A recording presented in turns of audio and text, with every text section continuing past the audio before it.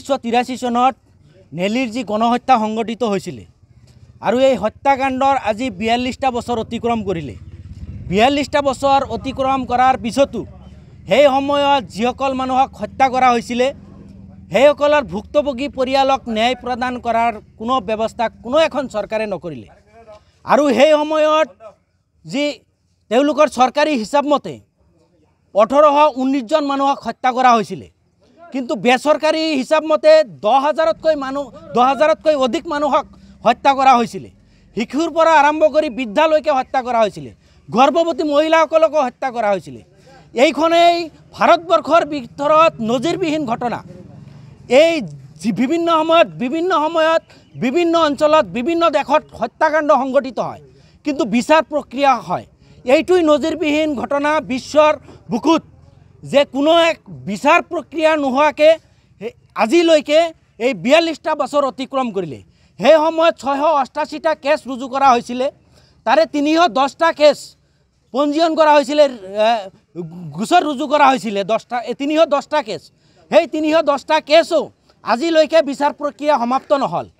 নজিৰবিহীন ঘটনা বুলি ক'ব লাগিব।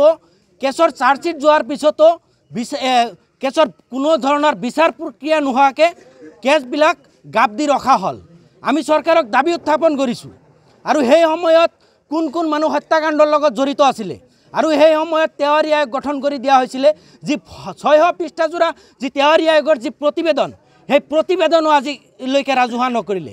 42টা বছৰ অতিক্ৰম কৰিলে।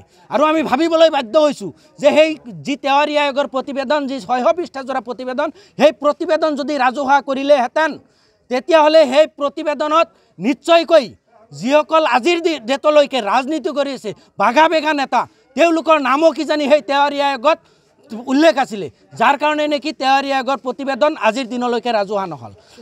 আমি আহ্বান জনাইছোঁ আমচুৱে, 42টা বছৰ অতিক্ৰম কৰিলে আমি আহ্বান জনাইছোঁ অসম চৰকাৰে, বৰ্তমানৰ যি চৰকাৰ হিমন্ত বিশ্ব শৰ্মা ডাঙৰীয়াৰ নেতৃত্বাধীন যি চৰকাৰ চলি আছে, তেখেতক দক্ষ মুখ্যমন্ত্ৰী বুলি কোৱা হয়, আৰু তেখেতে সততাই সংবাদ মাধ্যমত শিৰোনামা দখল কৰি আহে। তেখেতেতো আমাৰ ধৰ্মীয় সংখ্যালঘু মানুহক দেখিবই নোৱাৰে, তথাপিতো তেখেতক আমি আহ্বান জনাইছোঁ, তেখেতক যিহেতু আমি দক্ষ মুখ্যমন্ত্ৰী বুলি কওঁ, তেখেতে কমচে কম বুকুত সাহস দেখুৱাওক যে সেই সময়ৰ যি তেওহাৰী আয়োগ যি প্ৰতিবেদন ৰাজহুৱা কৰাৰ কাৰণে তেখেতে ভূমিকা গ্ৰহণ কৰক।